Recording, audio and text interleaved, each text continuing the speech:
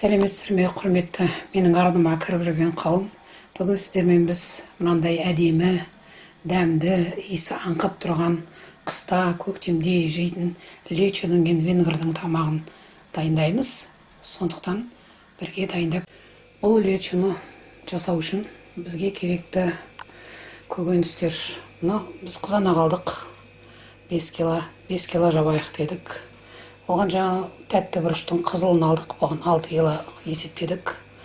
Онан кішкентай пияз қосып көруіміз келіп отыр. 1,5 кило пияз алдық.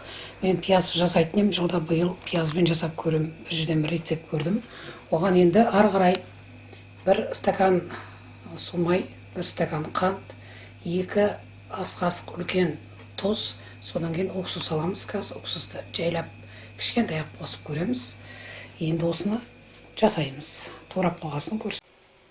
Міне помидорымызды ет-жекістен шығарып жатырмыз. Помидор өте дәмді помидор екен. Ішінде аппақ қатты бірдеңелері жоқ. Өте дәмді, жақсы піскен помидор екен. Қазір шығара бастаймыз. Бересі бұрышымызды дайындап қойдық. Бұрышты турағанда жаңағыдай майда қыпты турамадық, ірі қыпты турамадық. Тураған бұрышымызды қараңыз.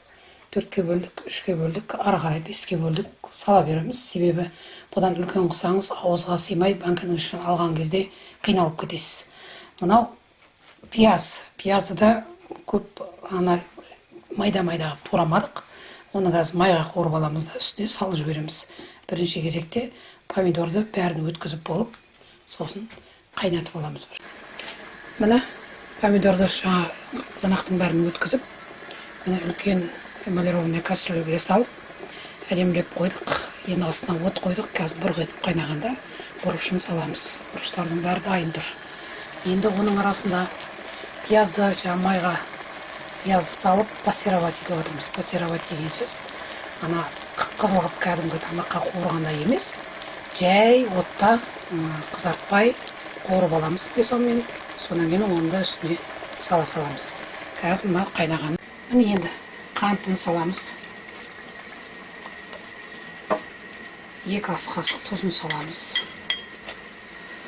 Енді осыған бұрқ етіп қайнады ма, енді бұрышын сала береміз.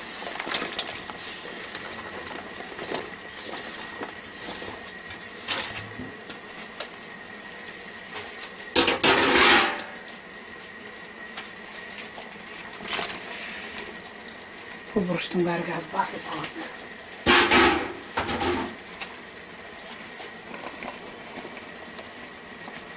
5-6 кило помидорға 5 кило помидор алдық. Оған 6 кило бұрыш алдық. Енді оны араластырып қоймыз. Қазір басылып қалады. Араластырамыз.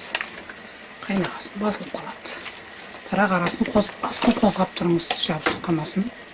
Міне эмальді кастрюльге тез жабысып қалады. Сондықтан көбісі басқа металдық кастрюльдерді қолданады. Сосын қозғаған кезде мынандай ағаш қасықпен қозғамасаңыз, темірді онша ұнатпайды лечо. Соны біліңіздер. Дәмін көріп тұрыңыздар. Қазір бұл басылып қалады. Енді бұның үстіне пиязын салып жібереміз.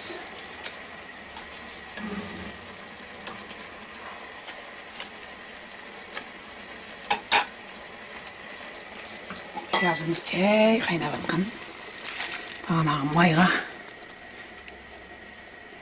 әдемілеп қайнап жатты. Пиязын да қосып жібереміз. Енді осы 40 минуттай қайнау керек. Сосын кейін көреміз дәмін. Уксусты кейінірек саламыз. Салатын затын бәрін салып қойдық. 5 минут уақыт болды. Бұрышта, пиязда ішіне кіріп, мініп лечомыз сұйықтық бөліп жақсы болып келе жатыр. Бір айта кететін жағдай, мына пиязды майға қуырып салдым.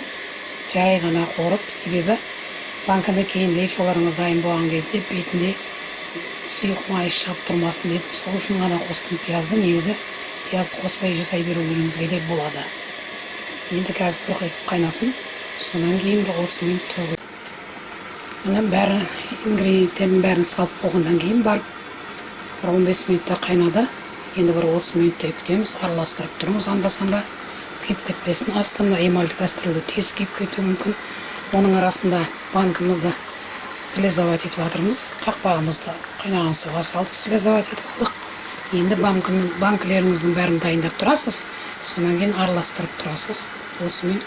Міне қайнағанына 25 минуттай уақыт болып қалды. Оның үстіне біз 2 ас қасық уксусын саламыз, 9%. Ол жаңағы банкының ашылып кетпеуіне әсер етеді. Енді қазір бір 10 минуттай қайнатамыз да, жаба береміз. Банкілеріміздің бәрі дайын. Міне уксус қосқаннан кейін 5 минут қайнады.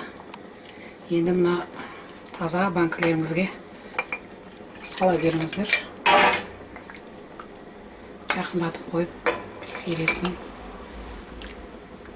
Астын жай қойып қойдық. Уксус қосқаннан кейін дәмін көріңіздер. Иісі аңқып тұр. Дәмі де жақсы, өте керемет. Тұзын тағы да бір ас қасық тұз салып жібердік. Тұз аздау деді, азаматым айтты. Сосын тұз тағы салып жібердік. Сондықтан өздеріңіз көріңіздер. Тұзы қандай болады, өзіңізге ұнай ма, ұнамай ма. Мені өстіп жаба беріңіздер, астын жай қойып қойыңыздар. Міне лечамыз да дайын болды. Бұл венгер халқының дәстүрлі әдемі тағам екен. Қараңыз, мынау әдемі болып шықты, ойымыздағыдай. Енді қараңыз, міне қысқа сақталған 12 литр санап шықтым. 12 литр әдемі леча шықты. Дәмін көрдік, дәмі өте керемет. Сондықтан осы әдіспен дайындай беріңіздер. Бұл жолы пияз қосып істедік, келесі жолы кейбіреулер сәбіз қосып істейді. Келесі жолы сәбізін де көрерміз. Сондықтан осы әдіспен дайындай беріңіздер. Кім кетігі болса айтыңыздар. Арнама кіріп көріп жүргендеріңіз үшін өте рахмет. Астарың